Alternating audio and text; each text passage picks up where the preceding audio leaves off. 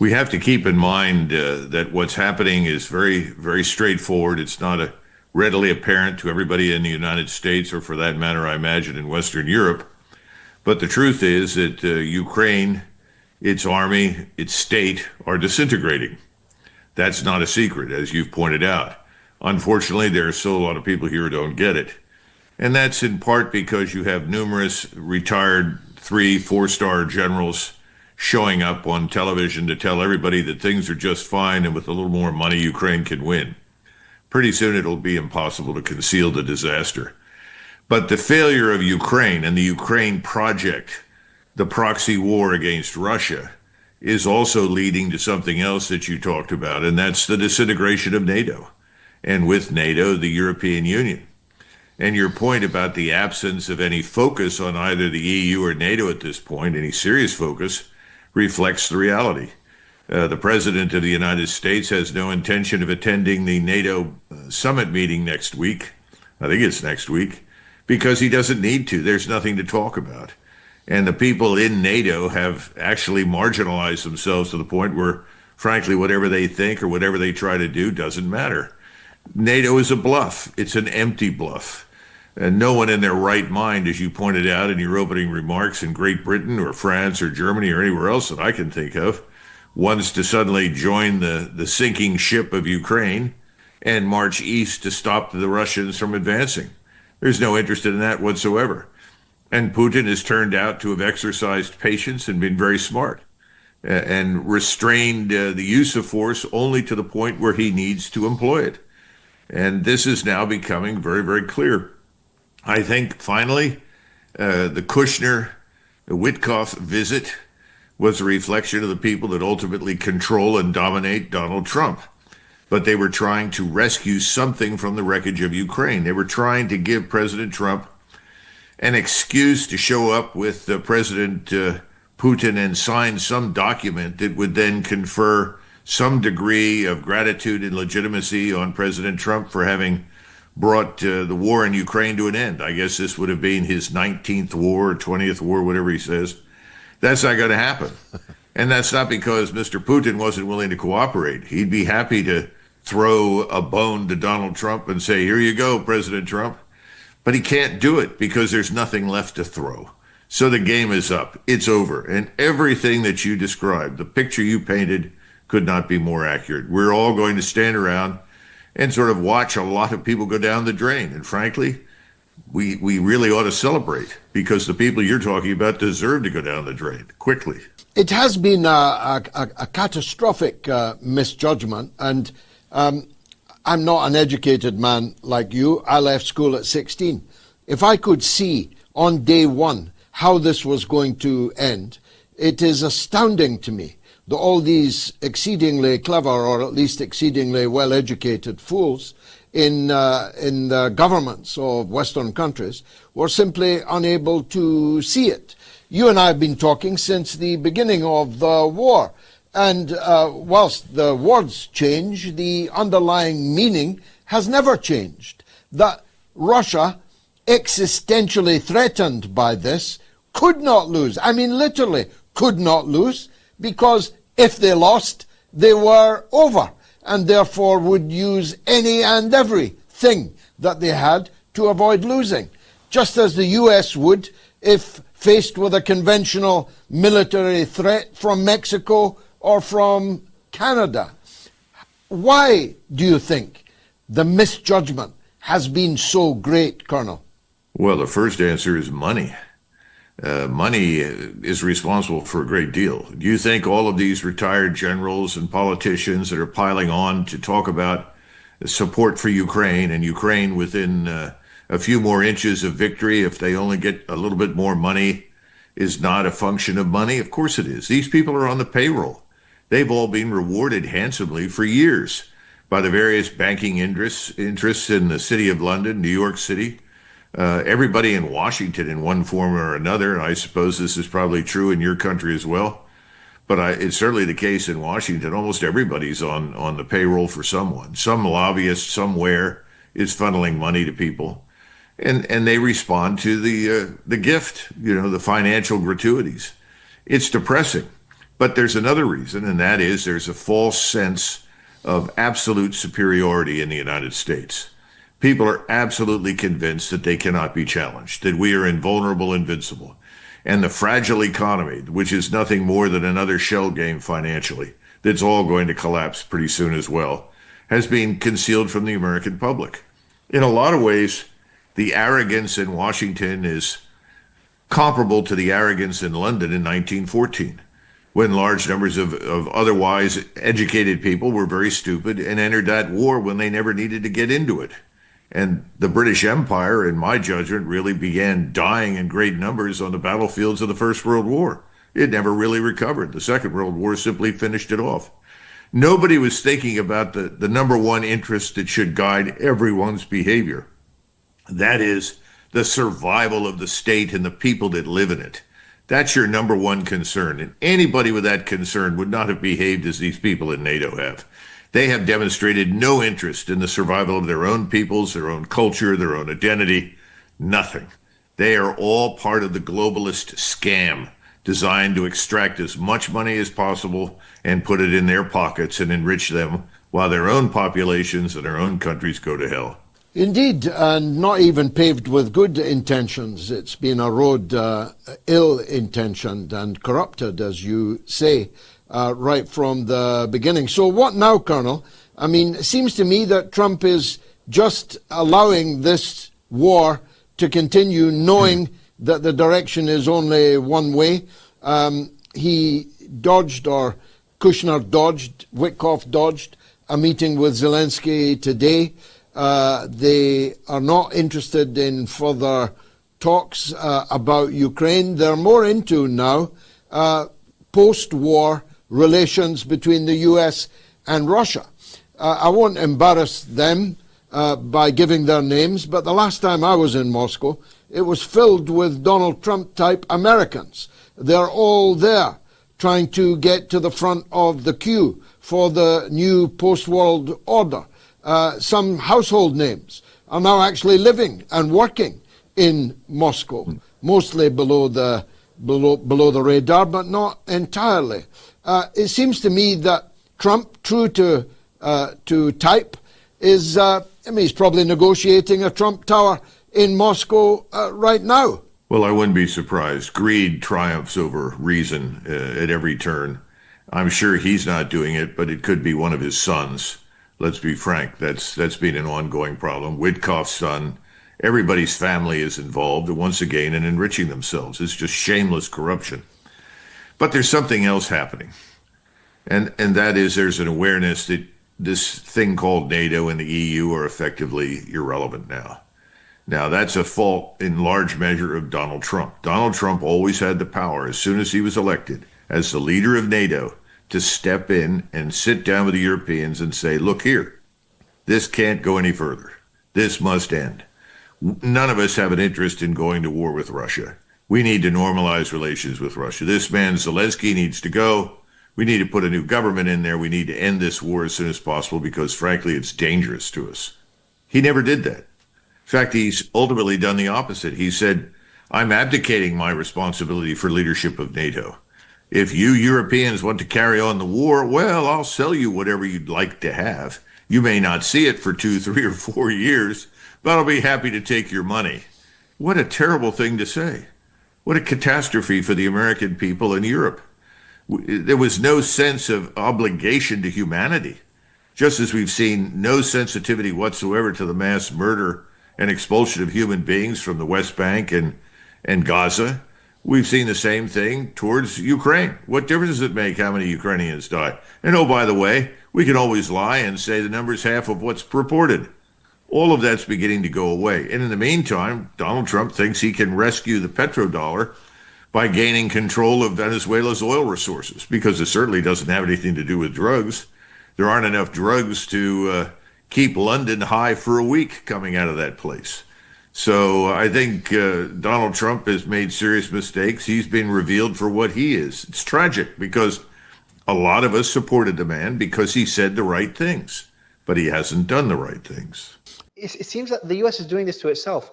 It's pushed Russia and India to China by, through the Ukraine war. by NATO's expansion. It pushed.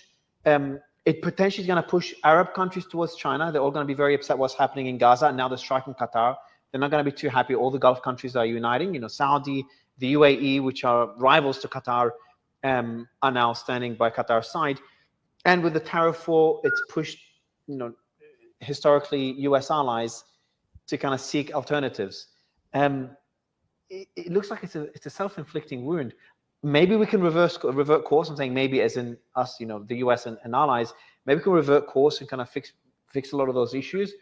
Ukraine war ends and maybe normalize relations with India again, sort out all the tariff issues, normalize relations with Russia. There's hope there. Hopefully the war in Gaza ends soon, doesn't look too good there. And maybe things normalize in the Middle East, but it just keeps getting worse and worse. Yeah, I think it's going to get a little worse over the next few months because we have a financial system in the United States that is just as fragile as the financial system in Great Britain and the financial system in France and Germany. We're all bound up together in this catastrophe. They're ahead of us. In other words, they're preceding us on the path down to hell, but we'll get there. And it's only when you're finally in hell and you look around and say, gee, didn't want to get here. Now I want to get out.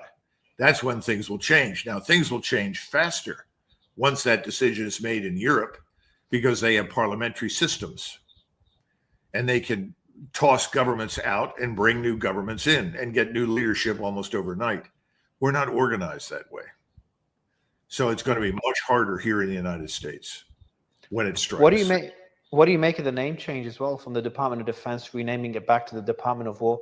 Optics, anything meant behind it? I can't conceive of anything less significant and less important than this. Now, let me back up a minute and explain something, because I know this is important to President Trump, and I happen to agree with him in this sense. He's been very frustrated with an American military establishment that has focused on all of this interventionism and nation building. And it became sort of painfully politically correct. I mean, I can go back 50 years to the decision to integrate women into the service academies and then bringing more and more women into the armed forces has absolutely done nothing for our readiness or warfighting capability at all. Anybody that's remotely honest will tell you the truth. That's been very, very bad. And if you look at other nations that are maintaining effective armed forces, a good example, of course, are the Russians. They do not integrate women into those formations. They know the risks involved. It makes no sense. And so you have a problem where the young men that we used to set out to attract into the military, they're not showing up. Because you turn to an 18, 19, 20-year-old man who's in reasonably good physical shape, who wants to challenge a military service, who wants to prove himself as a man in his youth. And he's told, well, who are you? You're no good. This little 100-pound female is 5'4", is just as good as you are. Well, if she's just as good as I am, then you don't need me. Mm-hmm. So the whole fabric of military service has been dangerously weakened. President Trump understands that. He's trying to get this war-fighting focus back into people's minds. But changing a name does nothing. I understand what he's thinking. But, I could turn around and say, well, Mario, from now on, your name is Rudolph. You're still Mario, right? It's not going to change anything. Doesn't make me a German expert. Yeah, whatever. But, it's silly. It's silly in that sense. But I do understand what lies beneath his reasoning. And he's frustrated with that. That's why he was very frustrated with the senior officers. Last topic I want to ask you about, something I don't know much about at all. I haven't had time to look into it, and that's the developments in Venezuela. I think you hinted at it at the beginning when you said striking an unarmed boat. The warship has moved off the coast. It looks like military posturing. For me, I just cannot fathom anything happening there. But then that boat got struck. I was pretty surprised. What do you make of these developments, and should we be concerned? Again, President Trump is very impulsive. And that's what you saw at Elmensdorf Air Force Base in Alaska. It was an impulse meeting. Let's hold this meeting. We'll go in there. We'll talk to them. and I know Putin, I get along with him, we can work this out. Forget it. Had no chance of success. So now, well, I'm fed up with Venezuela. He listens to Secretary Rubio, and Rubio has been trying to invade Venezuela for years. He says, all right, Rubio, we'll go teach these people a lesson. Let them know what we can do. Okay. How's that work? Venezuela mobilizes for war. The population lines up behind Maduro. Is that because they love Maduro? Not necessarily. But these people have a country. They're proud of their country. Same with Iran. Same with Iran when Israel struck them. Of course. So the second question is the legitimate one that you raised is what are you going to do with, 2,500 Marines and a few thousand sailors? Are you going to nuke these people? That's absurd. So what's your plan? And then we have supposedly groups of mercenaries organized by the CIA, potentially in Colombia or maybe in Guyana. I don't know. And this was all the idea from years ago. We'll have a regime change so that we can put somebody in who'll be our puppet. I don't see that working. So the real question is, what do we want to do? And if you want access to oil and gas, let me explain how you get that in Latin America in a place like Venezuela. First of all, the Chinese have already offered to come in there and try to rebuild and refit all of the oil and gas infrastructure. Mario, we have the best energy experts in the world. We have the finest oil and gas engineers and technicians anywhere. We have a few thousand available right now that we could send down to Venezuela, get Venezuela up and running in months. And that's really what Venezuela needs because their economy is in terrible condition. The population is suffering. That needs to improve. So what do you do if that's what you want? You want access to the oil. And we think they may have the largest oil reserves in the world. The problem is they're very deep. And we are experts at deep oil drilling and gas. Well, instead of threatening everybody and pouring buckets of filtered abuse all over Maduro because you don't like him, you have a private meeting with Maduro and you say, look, we've had our differences in the past. We'd really like to be your best customer. And in order to be your best customer, we're willing to commit these assets to repair all of this. And oh, by the way, we know that there are a few generals in the Venezuelan army who've been skimming cash off the top of the drug trade. Most of the drugs come out of Colombia. They move through Venezuela, some of them, and then out of Venezuela headed wherever, North, Europe, who knows. We'd like to stop that, and we can help you with these generals. Because here's another flash.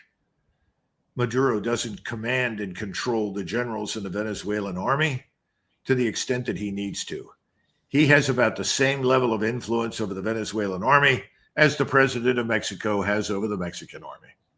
These countries are not like Western countries. You go in there and you offer something and you negotiate with people and stop talking about changing the government. Stop talking about changing the society. We need to get out of this business once and for all. How many times do we have to fail? How many times have we failed since 1965? Everywhere we've gone to install somebody else and create a new government only to discover the whole thing failed. But for some reason, this mentality inside Washington persists. And unfortunately, since we're not willing to talk to these people reasonably, rationally, along the lines that I just described, we bring out the hammer. We show everybody the hammer and say, we'll hammer you unless you do what we want. So I have, to me, Zelensky might as well be Epstein. I keep telling everybody we want to see the Epstein file. Let's see the Zelensky file. I'm sure it's just as bad. This is a terrible regime. Having said that, Ukraine needs peace, but it needs enduring peace. You're asking me questions regarding what the Russians will or will not accept. We don't even know if the substance of the discussion that you've outlined is true. We don't know. I haven't seen the text of the discussion, the 2.5-hour phone call between Putin and Trump. So I don't know what was really offered or considered. The other thing is that President Trump sometimes misinterprets, and he hears something that he likes and thinks he can latch onto and then comes out and says, I got it. We can go with this. I don't know what was ultimately offered. The Russians signaled some flexibility. Because they signaled some flexibility, Donald Trump was willing to go back to Zelensky and say, look, your back is against the wall. You really have no chance of winning. You should accept this. The Europeans have all joined hands. When I say Europeans, that's wrong. I should say Macron, Starmer, Merz, and this man Rutte. That's really the cabal. Now, maybe Sikorski in Poland and Tusk, sure, they're part of this little cabal. But it's wrong to say the Europeans, because I see no stomach in Europe anywhere for a war with Russia. And that's really what their governments are talking about. So I don't know all the details, but I think this was an attempt by President Putin to signal some flexibility to put an end to the war, because he'd like it to end too. He's not celebrating the death of 130,000 Russians over the last 3.5 years. He's not even celebrating the death of all those Ukrainians who are Orthodox Christians. He never wanted that. So he would like to see an end to this. But he has a duty and an obligation to Russia to ensure there will be no resumption of this war in the future, which means this neo-Nazi regime that sits in Kiev, that sends its troops out with Waffen-SS insignias on their uniforms, does not resurge in the future. In other words, it will go away. And instead, you'll get a neutral style state like Austria. Zelensky won't accept that because the Europeans tell him, don't do it. Okay, so if you're President Trump, what do you say? Fine, gentlemen, enjoy yourselves, but I have other fish to fry. And right now, it's very obvious that he's far more focused on Latin America. You're very, in all our discussions, very, very, very critical of President Zelensky. Is there anything you respect or like in him? No. At all? Not his courage through this invasion early on? Courage. Look, let's not even go there. Find somebody else to talk to if you want to talk about anything virtuous in the man. I see none. Never have. And I think at some point in the future, he will be exposed to scrutiny, and it will be very, very bad. But that's a matter for Ukrainians in the future. It's mainly him being a puppet for the West at Ukraine's expense. Is that how you see it? Well, you have to go back to Victoria Nuland. She worked closely with Kolomoisky, the oligarch. Kolomoisky picked up Zelensky, who was a Jew from Russia, and planted him in Ukraine as the new leader, and then saw to it that he was elected. Wrote his script for him. And his script when he ran for election, if you go back and examine it, was peace with Russia. You elect me, and I will talk to the Russians. I will go to Moscow. I will do what is required to end this conflict with the Russians, which is something the vast majority of Ukrainians wanted. They wanted an end to it. Now, we all know none of that happened, and he turned into a very different human being. But he turned into a human being that the globalists, everybody who's a member of the World Economic Forum, the leadership in Washington and the major capitals all wanted. Remember Boris Johnson, who shows up in April after there were discussions in Turkey, and there was a willingness to sign an agreement then and there, and suddenly it all died. Why? Because Boris Johnson came representing the interests of Washington and the major heads in Western Europe and said, stand your ground. We will support you. If you work with us, you will have the total backing of the NATO alliance. All the military power, technology, economic strength available will be behind you. You can't lose. So he did. What about President Putin? Is there what would be your biggest critique of him? What has he done? Is it the invasion itself, despite NATO expansion, invading in other countries, a red line you stand against? Or well, absolutely. I opposed NATO expansion from the very beginning. I was on board with George Kennan, who warned against it in the 1990s. George Kennan is someone whose works I read when I was in graduate school, and I came to respect him enormously. And he was right about everything over the last 90 years of history. And unfortunately, nobody listened to him. But he warned against expansion, saying it would inevitably lead to a conflict with Russia. And Putin repeatedly, after he took over in 2000, in the last 25 years, has repeated that over and over and over again. Don't advance. Don't push it any further. He went into Georgia over South Ossetia because Georgia was meddling with Ukraine, with NATO. He wanted to make it clear then, don't come in here.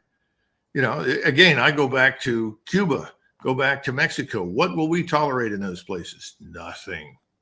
But we still wouldn't accept an invasion of a Latin American country for whatever reason, even if it happened, even though the US has invaded different countries for reasons we both disagree with. Would that justify? We invaded Cuba 3 times in the 20th century. We wrote their constitution. We supervised their elections. How'd that turn out? So do you think that the invasion of Ukraine was justified? I understand the NATO expansion playing a big role in it, but do you think invading a sovereign country rather than fighting that threat through other means? Because look, Sweden and Finland are part of NATO as well now. He had tried. He had tried repeatedly. He came to Munich. He was represented at all the key conferences. His foreign minister, everyone tried repeatedly to say, do not try to incorporate Ukraine into NATO. You've already broken your promises to us. You've advanced the border of NATO to the edge of Poland. Now you want to go into Ukraine. We would not tolerate that in Georgia. We will not tolerate it in Ukraine. You just said something which is very telling. All the NATO defenses and fortifications that have been built in Ukraine. Why? Why are we there building anything? You've got now the big base in Romania as well. I think why? Why are we there? In Europe. I went to the Kennedy School shortly before I retired. I was asked to come up there and talk about military transformation. This is 2003. After it was over, there were 19 Russian generals in the audience. And they grabbed me and put me in a corner and said, please talk to us, answer some questions. I said, okay. And one of the things they want to know is, what are you doing in Romania with this missile base? This missile base is a threat to us. Well, I knew that the popular line at the time was that this was being built to protect Europe from Iranian missiles. Of course, nobody in Europe believed that. Nobody had asked for it. But that was the argument. Finally, I said, well, look, I don't think it's a threat to you, but here's something more. Well, they said, you brought Romania into NATO.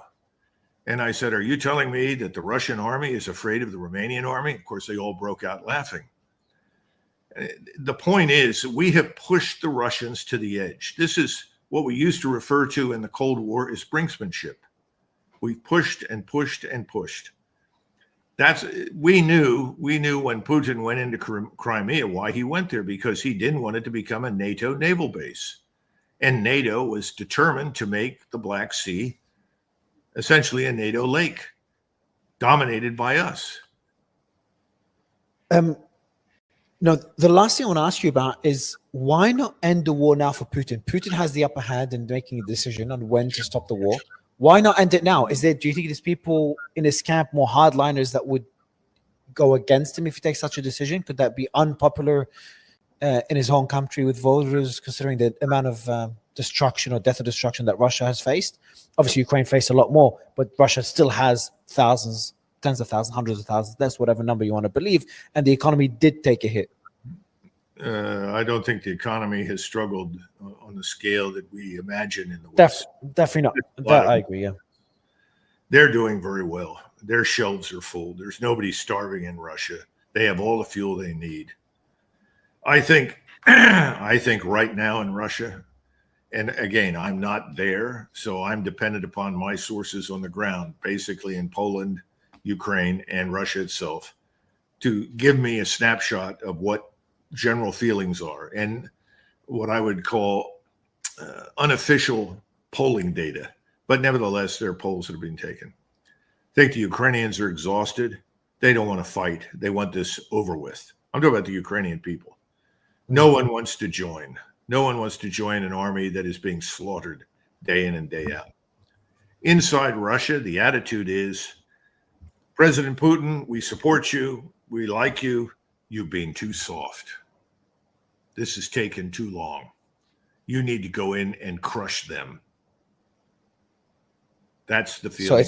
So if he accepts to freeze the lines, that would backfire back home. I don't think it would be well received, because the key question that would come up is that everyone would say, is the war over, or are we going to go through this again?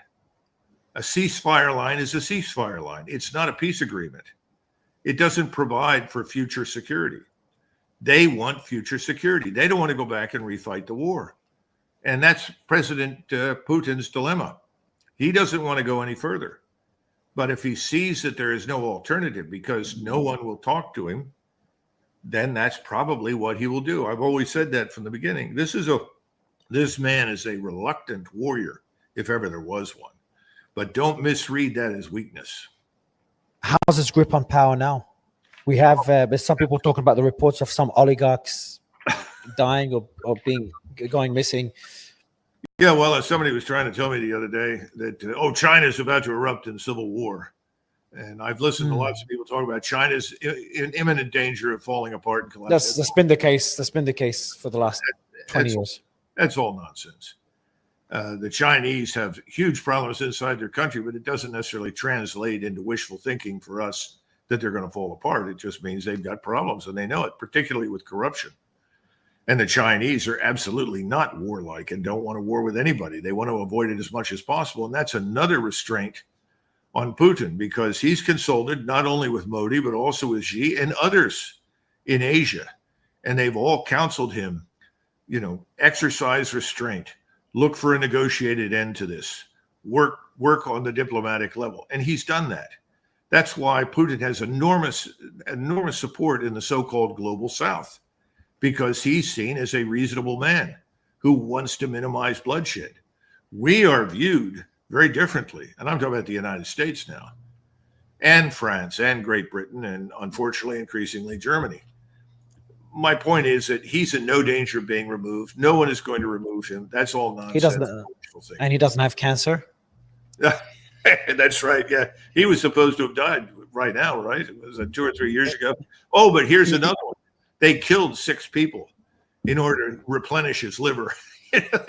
They removed livers from 6 people to keep him alive. It's all nonsense. It's sickening. You just mentioned Modi before we end this. Do you give a win for Trump for convincing India to cut their oil imports from Russia by 50% by December, January?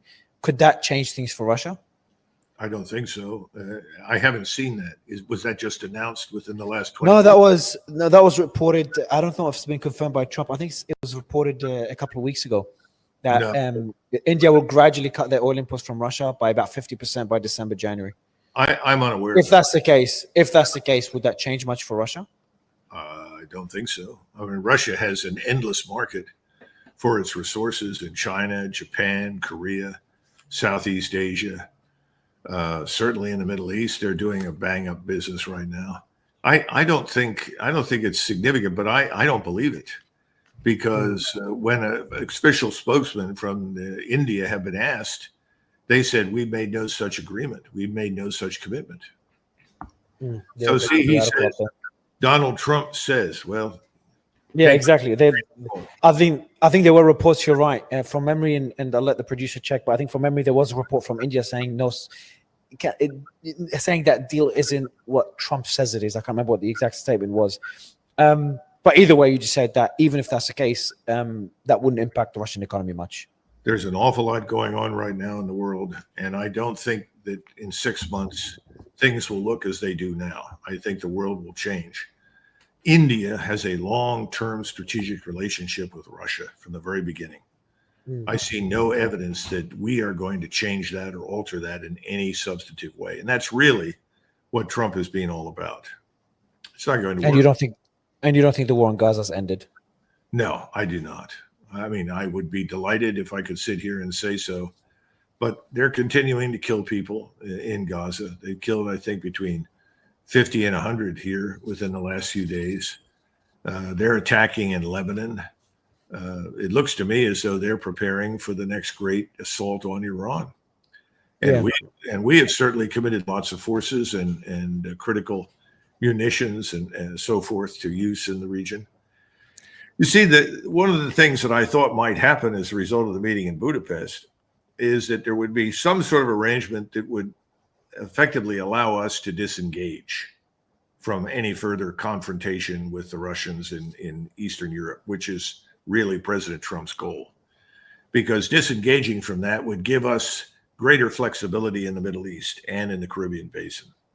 but that hasn't happened. So we'll have to see. He may just unilaterally do what we discussed and say, I've gone as far as I can. Now we're getting out. We got 100,000 troops stretched from Lithuania down to Romania. What are they doing? Nothing. 100,000 troops. Yeah. What are they doing? They're spread there. They're sitting in bases. They're sitting in tents. They're going out and training periodically, but there's no value in that. They have no mission. We're not going to invade Ukraine, and the Russians aren't going to invade Western Europe. It's not happening.